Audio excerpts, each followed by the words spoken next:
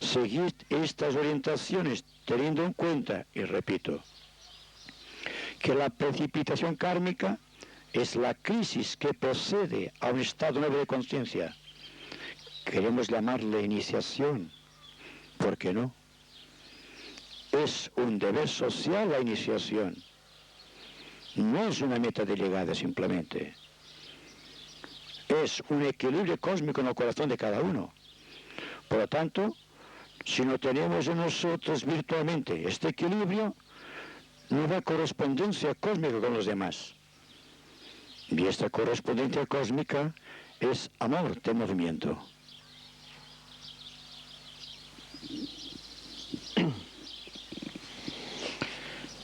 Para las reuniones intergrupales, ¿tienes algunas indicaciones especiales en cuanto a tarea a realizar? No, porque sería fijar ya una orientación. Y nunca solo dar orientaciones. Explico solamente experiencias.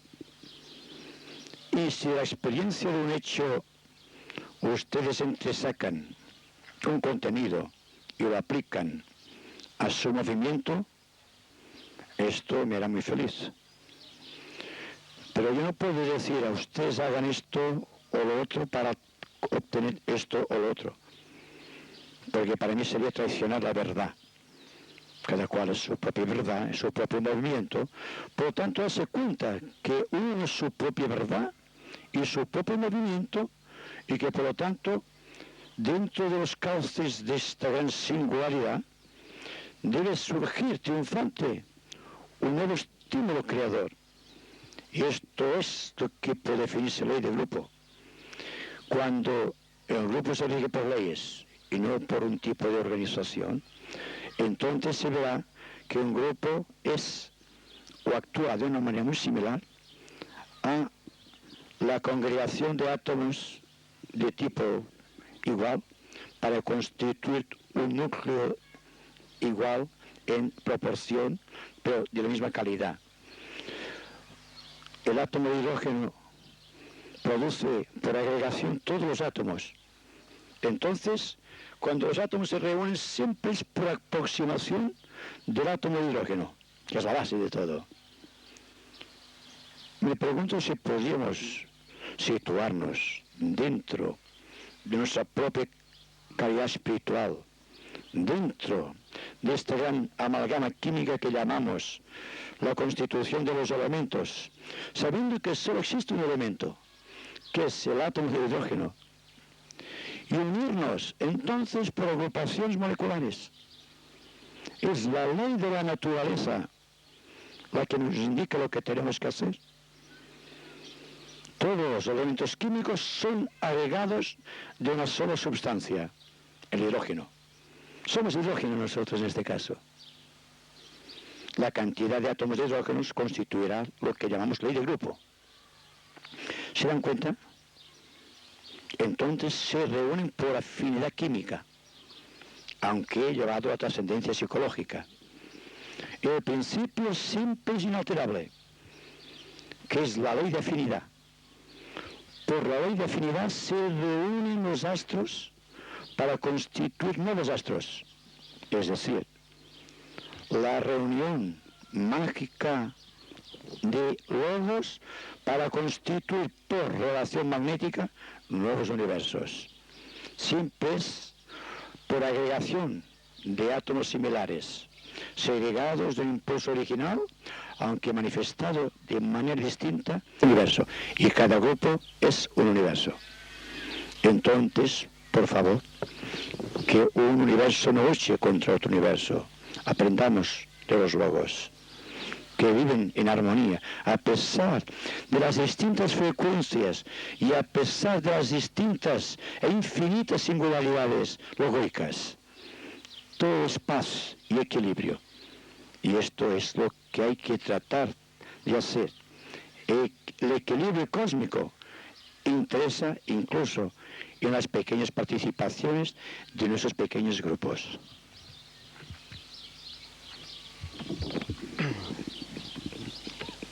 ¿Cuál es la forma más conveniente para que un grupo de Agni Yoga utilice las energías de los 3 festivales de plenilunio para ser precipitadas en el ámbito social? Estando muy atentos. A veces estamos tan atentos al concepto que olvidamos la realidad que subyace tras el concepto. Veamos los festivales como una expresión de nuestra vida psicológica que debe traducirse en forma de energía después de canalizar energías cósmicas. ¿Qué pasará cuando estemos atentos solamente a este momento cumbre? Expectantes, sin decir nada, solamente dejándonos influenciar por esas fuerzas que están rialando a través de los éteres sobre nuestros cuerpos. Entonces la expectación tiene un valor, más que la propia palabra. La palabra, en verdad, solo tiene valor cuando surge en silencio. Si no, es vulgar como las demás. Tenemos entonces nosotros la seguridad de que al hablar pronunciamos mantras sagrados me refiero, o que nuestras palabras constituyen un núcleo para desunir, para separar. En cuanto al silencio, es el mejor de todos los antídotos contra el mal. Si estamos atentos en el momento del plenilunio, se dan cuenta que no hay palabra que resista esta fuerza tremenda del silencio. Habrá una fuerza, habrá una proyección de energía que escapa a su propio desarrollo mental. Está más allá de sí mismos. ¿Qué pasará entonces? La paz de aquel momento solemne, que es la paz de la gran fraternidad, se establecerá en sus corazones. Y entonces tendrán lo que se llama una conciencia de grupo.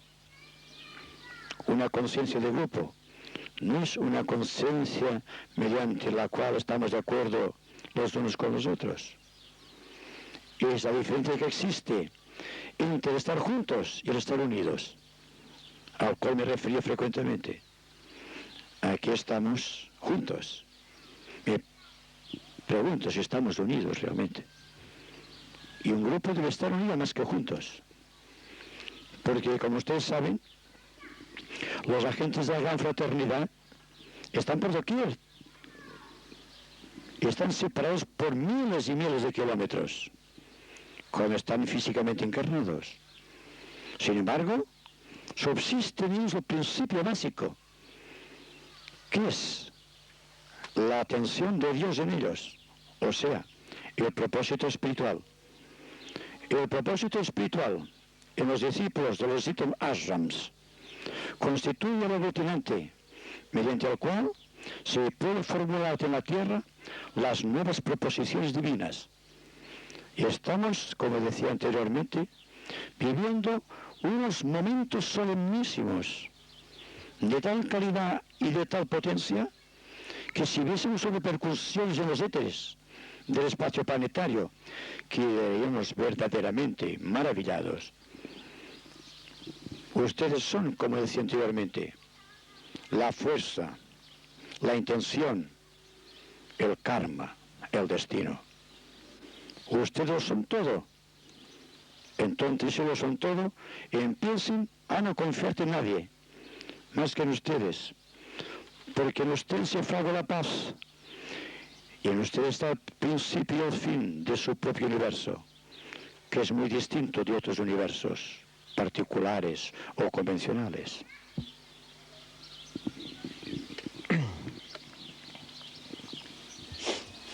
El karma se mejora. Por lo tanto, los reinos de nosotros son los que exigen ser gobernados, pero gobernados sin oprimirlos. Es decir, con mucha inteligencia. La manera más directa de actuar sobre los vehículos es la atención. La atención a todo cuanto hacemos a través de los vehículos. Cómo pensamos, cómo sentimos, cómo actuamos. Si nos damos cuenta en todos los momentos de que somos los reyes de este triple universo, las cosas cambiarán fundamentalmente. Y el karma, entonces, que constituye nuestro destino, lo que somos en la actualidad, se va liberando y preparamos el hombre del futuro.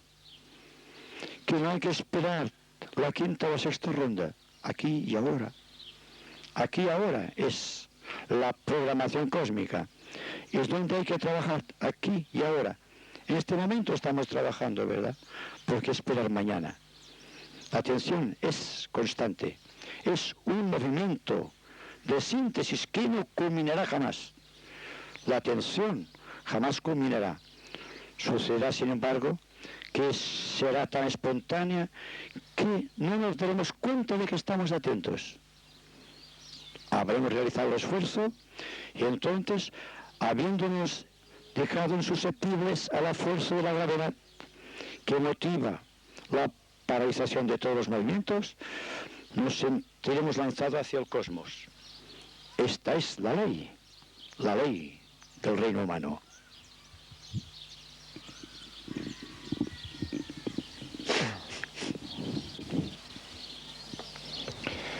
Si vemos que estamos en un grupo que tiene estructuras y espejismos, ¿debemos salir de él, quitar nuestro apoyo o debemos continuar en él irradiando?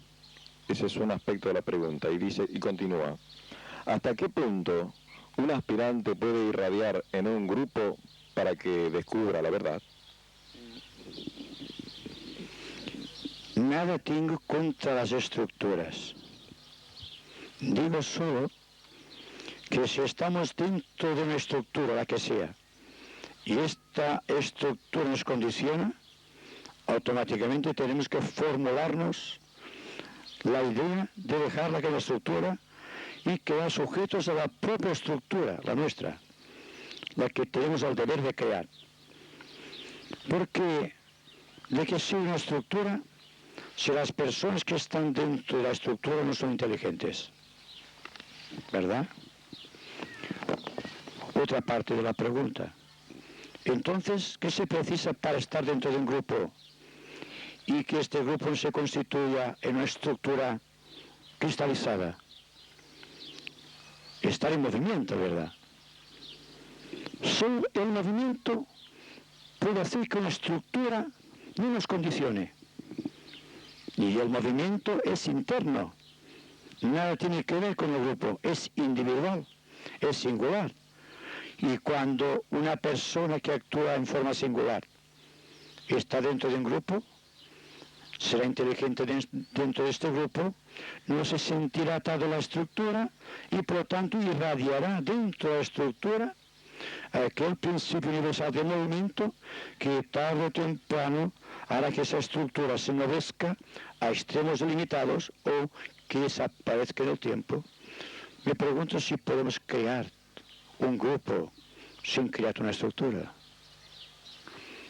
Es muy difícil crear un grupo sin estructuras, porque se nos ha dicho hasta aquí que la estructura es básica. Pero hablo de la singularidad individual. Y por lo tanto, estoy hablando de los aspectos creativos del ser humano. Un grupo siempre es una jaula, en cierto aspecto. Un grupo como la humanidad puede ser una jaula también.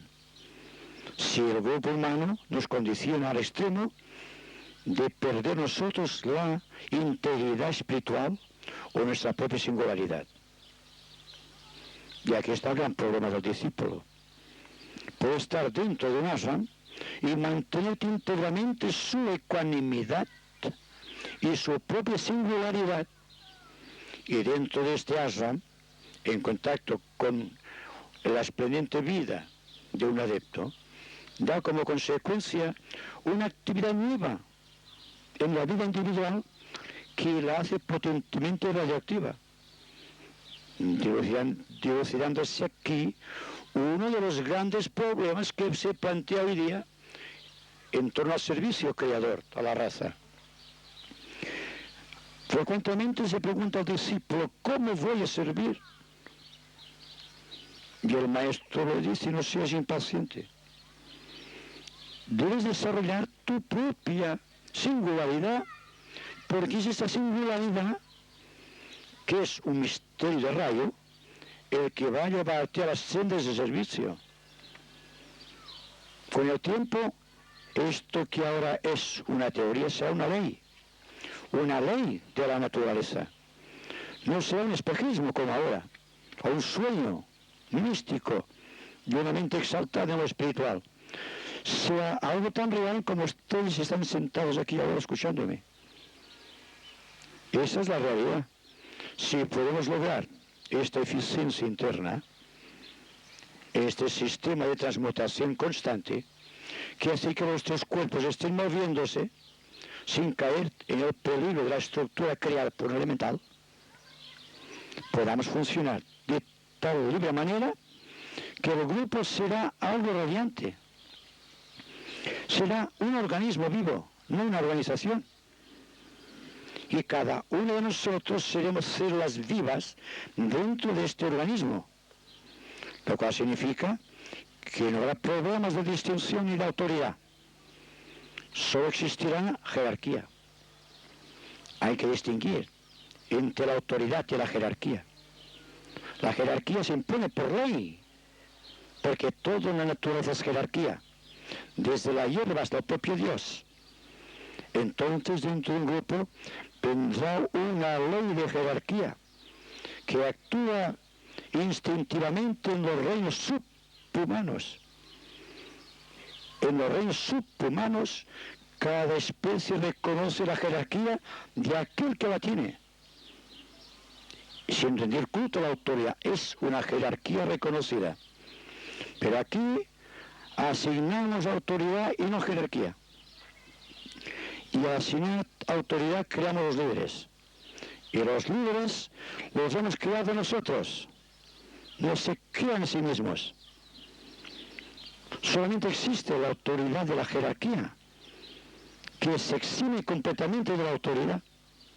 Vive en una frecuencia que hay que conocer. Y esto se hace siempre en términos de corazón. No se impone por la autoridad, sino porque existe la jerarquía. Y cuando existe jerarquía en los grupos y no simple autoridad, entonces el grupo empieza a funcionar según los cánones universales de supervivencia social. Y aquí empieza ya lo que hay que entender por conciencia social, que nada tiene que ver con autoridad. La autoridad espiritual me refiero, sino que tiene que ver con la ley de jerarquía.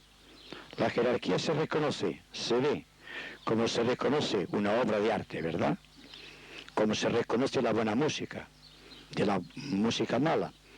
En toda jerarquía, en arte, en religión, en ciencia, en cultura, en todo hay jerarquía.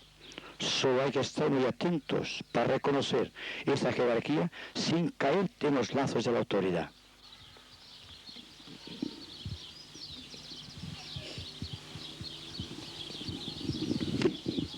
¿Podría usted decirnos algo sobre la ciencia de contacto? ¿A qué nos referimos cuando hablamos de la ciencia de contacto? Esta es la ciencia de contacto. Porque hablando de ciencia de contacto, ya va a empezar la idea de cómo voy a establecer en mí esta ciencia de contacto. O cuando se habla del Laya Yoga, que es la ciencia de los centros. Cuando decimos la ciencia de los centros, se nos viene a preguntar, ¿qué vamos a hacer para desarrollar los centros? Que es lo que hacen los discípulos del Laya Yoga, ¿verdad? Entonces, si vamos a buscar la cuestión en sus raíces más profundas, veremos que existe dentro de nosotros algo intenso que es madre de todo cuanto existe en nosotros, que exige ser revelado. La exigencia de esa revelación no es un yoga, es un imperativo de la propia naturaleza. A veces, actuando a través de yoga, sofocamos este impulso creador, porque imprimimos al yoga un movimiento que no corresponde a nuestra propia vida, a nuestra propia exigencia espiritual. Existen muchos ejercicios de yoga, existen muchas disciplinas y muchos aspectos tendientes al descubrimiento del ser. Pero si estamos atentos al movimiento, nos daremos cuenta cuán rápidamente nos estamos conectados con todo cuanto existe. No se trata de una situación más o menos emergente en nosotros. Se trata de una ley que está tratando de actuar en nosotros en la medida que nosotros no le ofrecemos resistencia. Los cánones y las leyes no están escritos sino en el corazón del ser humano. Y en la medida que descubrimos cuánto existe en el ser humano, viene lo que llamamos la revelación de los principios. Y en esta revelación de los principios existe espontaneidad. No esta cristalización de actitudes que hacen que nosotros seamos menos espectadores de un drama y el que se desarrolla ante nuestra vista, sino que somos los creadores de este drama. Somos los creadores de la historia, somos los creadores del karma, somos la creación de los mismos principios establecidos, porque somos el propio Dios en nosotros.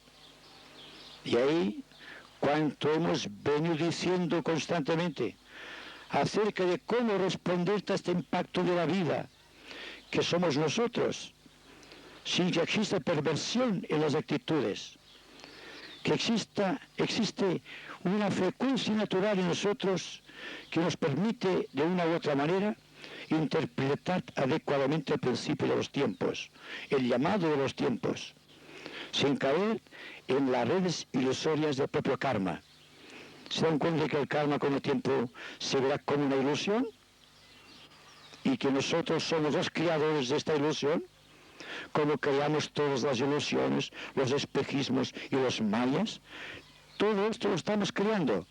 Y ahora se trata de ver que nosotros, siendo los creadores de todo esto, cómo de qué manera podemos destruir a voluntad nuestro propio karma, lo cual significa reorientarnos hacia un nuevo destino, un destino creador, un destino que nace de la propia seguridad espiritual, lo cual significa, si puede ser comprendido, que habrá que vivir dentro de una gran inseguridad, una inseguridad que constituye un nervio vivo en expectación, que es silencio, porque en el silencio no hay seguridad alguna. Hay vivencia, no seguridades. De la misma manera que anteriormente...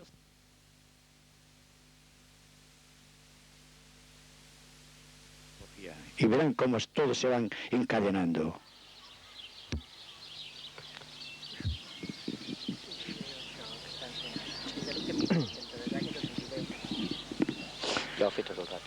¿Cómo se podría formar un verdadero grupo de trabajo? Otro ejercicio, otra disciplina, otra orientación. No puedo dar orientaciones. ¿Cómo se puede formar un grupo? Aquí formamos un grupo y no hemos pretendido formar un grupo. Los grupos con el tiempo se formarán espontáneamente, por afinidad, como se forma todo cuanto existe acá, por afinidad. No sé si les aterra el término afinidad química, pero es que la ley de afinidad química se puede aplicar muy bien a la vida espiritual. Nos juntamos por frecuencias de onda. Si nos gusta esto de la química, ¿verdad? La onda espiritual, pero el principio es idéntico. Nos juntamos por este principio. Y este principio es el que crea los grupos. No precisa orientación, sino expectación. Un grado de expectación similar traerá como consecuencia grupos similares. Entonces no es orientación. es la experimentación psicológica de cada uno dentro de sí mismo lo que indicará el grupo afín. Un grupo no para discutir temas esotéricos, naturalmente, sino para formularse seriamente como unidad a la humanidad. Y esto es de lo que se trata. No de formar grupos dentro de los cuales se discuta la enseñanza del maestro tibetano, por ejemplo. Y no digo que no deba hacerse, sino que no es lo fundamental, sino que exista esta seguridad tremenda en nosotros de que aquel grupo es el que nos corresponde por ley de afinidad espiritual. Y así hay que actuar siempre y a través del tiempo, constituyendo cada vez núcleos humanos cada vez menos condicionados por el ambiente, menos condicionados por la tradición, menos condicionados por las tendencias tradicionales de la época o de las épocas. Y llegar finalmente a ser un pequeño grupo de amigos que se reúnen para estar juntos simplemente, sin formar discusiones, amándose mucho, y eso forma parte del gran contexto de la nueva era, amarse mucho, y el tremendo dilema de los grupos actuales. Hay muchos grupos, pero se llaman los grupos o los elementos dentro de un grupo. Hay personas que sin ser del grupo los amamos. ¿Por qué? Porque hay un grado de afinidad espiritual hacia aquella persona. Implica una frecuencia de onda muy definida. Pues bien, con el tiempo existirá esta frecuencia de onda en los grupos, que es lo que existe dentro de una de la jerarquía. Una frecuencia de onda, cada cual reconociendo la jerarquía superior del maestro y reconociendo cada cual la jerarquía de los demás, haciendo caso omiso de su propia jerarquía. La jerarquía nunca debe ser una cosa nuestra, es cosa de los demás. La persona que se reconoce como jerarquía cae en la autoridad. Y sin embargo, la persona que no se reconoce como jerarquía es una jerarquía real, ¿verdad?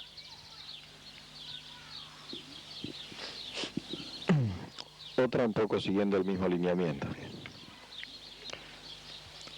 ¿Cómo se debería ordenar el trabajo en grupo y en la interacción de los grupos? El mismo principio. Si hay amor, los grupos se unirán espontáneamente.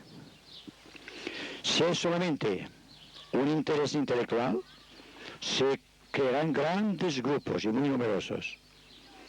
Pero la falta o la ausencia de amor hará que los grupos sean simples organizaciones dentro de los cuales, igual que las demás organizaciones de tipo social o de tipo comunal, tengan sus propias discusiones y sus ficciones. Yo invito a respetar la vida de los demás de tal manera que en este respeto a la vida de los demás olvidemos nuestra propia vida. Es la base de la vida espiritual. Este autodesconocimiento de las propias reservas espirituales de uno. Por lo tanto, el trabajo se ordenará de acuerdo con este principio social de amor, sin lo cual no existe nada en la vida de la naturaleza. Como decía anteriormente, el único reino de la naturaleza que no sigue el principio de armonía es el reino humano. Y nosotros tenemos el deber de ennoblecerlo, porque somos hijos de este reino, segregados especiales, ¿verdad? Pero dentro del propio reino. Así, la cosa en nosotros está resuelta. Hay que vivir amando mucho. Y repito, para amar hay que estar muy atento al hermano. Atento a lo que es él, reconocer sus debilidades, reconocer también sus cualidades. Pero sin objetar nada, sin discusión alguna. Y entonces, en este amor, surgirá un nuevo aspecto en el grupo que desconocemos. Les invito a trabajar como se trabaja en una RAM de la jerarquía, donde todo es amor, donde la jerarquía es la ley, y donde el propio maestro se impone por autoridad. Se acabaron los tiempos en que se exigía del discípulo por parte del maestro ciertas actividades. Esto no es ahora en los momentos actuales. El maestro insinúa al discípulo lo que podía ser. Antaño decía, hay que hacer esto. Y el discípulo debía someterse a la autoridad del maestro. Ahora se insinúa, no puedes hacer esto en nombre de la gran fraternidad. Y el discípulo se queda inundado de luz, maravillado de esa espontaneidad y de ese afecto tan amigable del maestro. Ya no está el maestro a alturas inaccesibles, es su camarada, su maestro en todos los sentidos, pero singularmente un gran amigo que reconoce el valor de lo que haces y el valor de lo que debes hacer también. ¿Cuál es la misión de la mujer para esta nueva era? ¿Cuál es la visión del ser humano, diría yo? La jerarquía, la gran fraternidad no distingue entre hombres y mujeres. Distingue entre seres humanos. Y es básico que sean los seres humanos aquellos a quien va el mensaje de todas las eras. El ser humano debe estar dispuesto a aceptar, sea cual sea su sexo, su propia responsabilidad. La responsabilidad de vivir dentro de la ley, de ser la ley que es el imperativo de la justicia, justicia social, justicia universal, justicia en todos los órdenes, pero no puede haber justicia sin amor, porque la justicia a veces es una exaltación de la autoridad. En tanto que el amor da el principio de jerarquía. ¿Se dan cuenta? Como vamos siguiendo siempre la ley de analogía. Es fácil de comprender las cosas, siguiendo esta ley, este principio.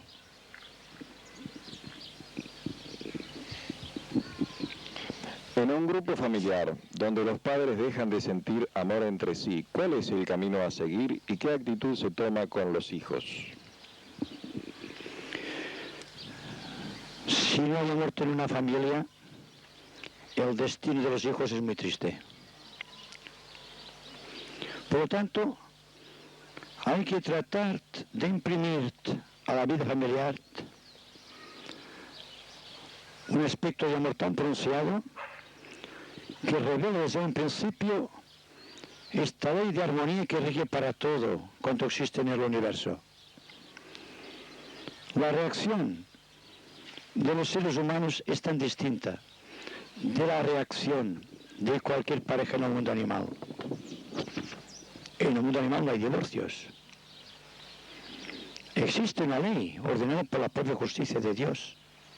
Pues bien, si se observa la naturaleza con mucho cuidado y profundidad, nos daremos cuenta de que realmente no estamos tratando las cosas con justicia.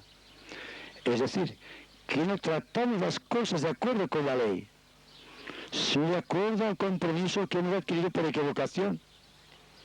Equivocación cuando elegimos un discernimiento. Y sucede actualmente que hay muchas parejas que se han equivocado y no quieren reconocer. Y siempre la culpa es de la otra persona. Nunca se asiste al proceso de el mea culpa. Yo me acuso.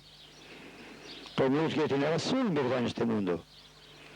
Pues bien, hay que tratar de vivir de una manera tan plena que existe una razón dentro de la sin razón de tantos acontecimientos que estamos viendo desarrollarse a nuestro alrededor.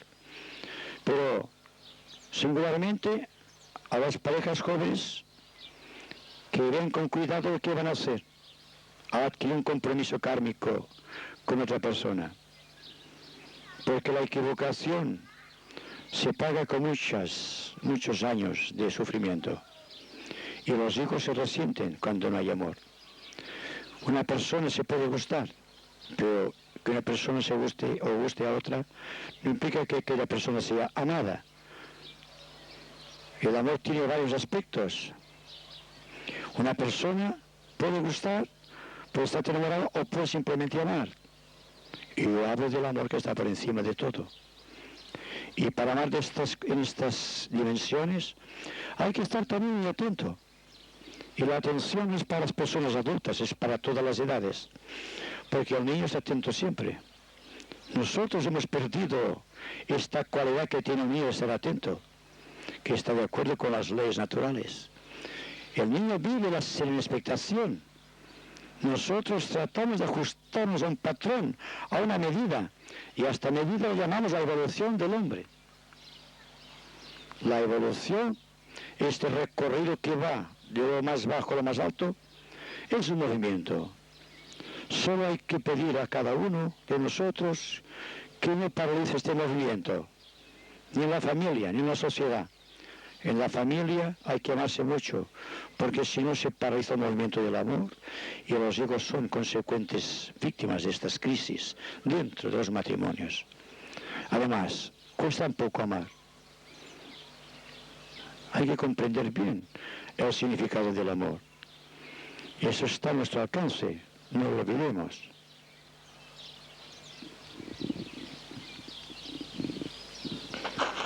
¿Qué relación existe entre la evolución del hombre y los fenómenos ovni? He dicho en muchas oportunidades que jamás suelo hablar de aquellas cosas que no constituyen experiencias personales mías.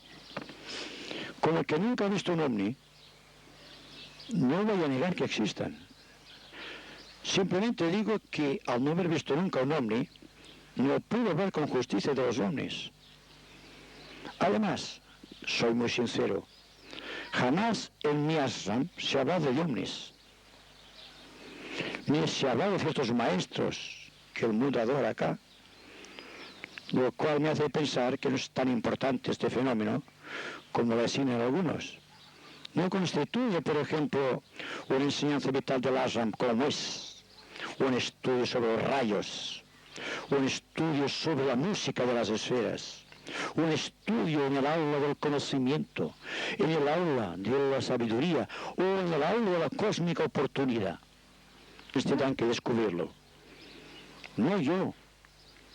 Que existen movimientos dentro del planeta que desconocemos es innegable. Y esto, hasta que entremos en ciertas iniciaciones, serán cosas con las cuales no podremos establecer diálogo. No podremos discutir sobre aquello que no constituya una experiencia. Incluso mi propia experiencia no sirve a ustedes. Tendrán que aceptarlo según la medida de su intuición. Y ya no digo de su entendimiento, su intuición. Si lo que digo es cierto, ustedes no lo aceptarán solo porque hayan pensado que aquello es verdad, sino porque el corazón afirma una verdad, o que se establece un diálogo interno, y ustedes son expectantes serenos de ese diálogo que estamos sosteniendo. Y de la misma manera que les hablo con franqueza del tema de aquello que no constituye una experiencia, les hablo con afirmación de aquella experiencia que constituye para mí algo vital, que es la existencia de la gran fraternidad, la existencia de las ashrams de la jerarquía, la existencia del movimiento que llamamos del discipulado consciente, aquellos movimientos sociales llevados por los maestros de la gran fraternidad, porque constituyen parte de mi propia experiencia personal. Pero si yo no he visto ningún ovni, no puedo decirles es esto o es lo otro. Solamente les digo, puede ser, ¿por qué no? Pero yo no me comprometo nunca sobre aquello sobre lo cual yo no puedo tener una entrevista, una solución o una integración social completa. Hay mensajes de extraterrestres que dan técnicas de curación y transmutación del karma utilizando la energía de los 7 rayos. ¿Esto corresponde a los tiempos actuales? Los rayos están actuando siempre, pero refiriendo esto concretamente porque constituye una experiencia, si estamos expectantes, la energía de los rayos viene en nosotros perfectamente canalizada. Existe además pequeños ciclos subalternos que esotéricamente llamamos tabbas. Están flotando por acá. Son ángeles desde el punto de vista esotérico, que constituyen el atardecer, el crepúsculo o las auroras, o constituye este movimiento de la lluvia, del arco del cielo, o de todo cuanto existe dentro de aquello que constituye realmente la naturaleza. Entonces, esto es algo que todos podemos contemplar. Estamos atentos a este principio. La atención, por tanto, hacia cualquier cosa que suceda, trae como consecuencia la incorporación dentro del pequeño movimiento personal de parte de un gran movimiento cósmico. De ahí la importancia de estar atentos, porque no es un ejercicio, es un deber de nuestra vida. Estar atentos, siempre, en todos los momentos. No para engrandecer el intelecto, contemplando las cosas de la naturaleza, sino precisamente porque la atención nos vincula con la fuerza mística de la propia naturaleza, no con la explicación que dan los libros